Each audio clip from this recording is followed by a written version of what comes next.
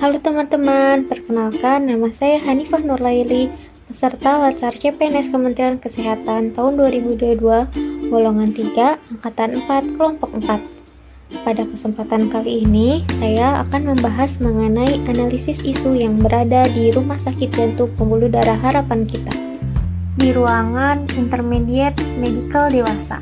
Isu yang pertama, mengenai discharge planning yang kurang optimal mengenai edukasi perawatan luka pada pasien dekubitus dengan ketergantungan total. Ruang intermediate merupakan ruangan semi ICU di mana kebanyakan pasien yang dirawat dengan ketergantungan total. Hal penyebab terjadinya ketergantungan total salah satunya karena pasien mengalami gagal jantung. Pada pasien dengan gagal jantung cenderung mengeluhkan beberapa hal seperti merasa sesak napas, keringat dingin, jantung terasa berdebar kencang. Kondisi seperti ini menyebabkan pasien mengalami tirah baring cukup lama. Tirah baring cukup lama tanpa adanya intervensi bisa menyebabkan terjadinya luka dekubitus. Pada saat pasien pulang, biasanya luka dekubitus tersebut tidak sembuh secara total, hingga perlu adanya perawatan luka lanjutan di rumah.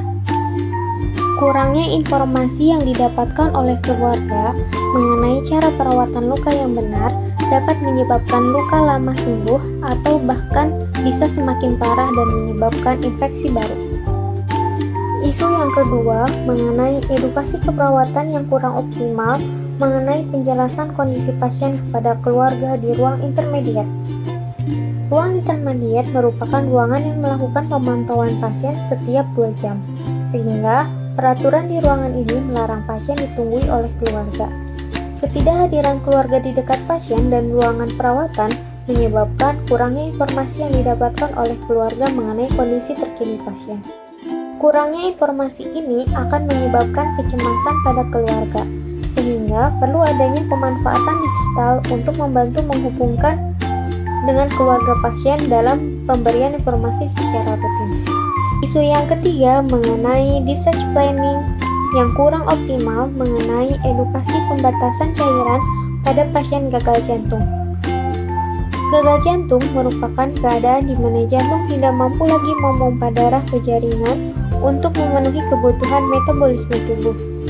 Gejala yang timbul biasanya seperti adanya pembengkakan pada pergelangan kaki atau perut. Jika jantung tidak mampu memompa cukup darah, ginjal tidak dapat membuang air yang berlebih sehingga dapat menumpuk pada bagian tubuh. Cara terbaik untuk mengontrolnya yaitu dengan mengelola keseimbangan cairan diri pasien saat di rumah. Kurangnya informasi mengenai pengelolaan keseimbangan cairan pada pasien dengan gagal jantung dapat menyebabkan pasien mengalami bengkak, kelebihan volume cairan, dan memerlukan perawatan di rumah sakit kembali. Dari beberapa isu tersebut, saya melakukan tapisan isu dengan menggunakan metode APKL, dengan hasil yang menunjukkan bahwa isu discharge planning yang kurang optimal mengenai edukasi pembatasan cairan pada pasien gagal jantung menempati pada peringkat pertama.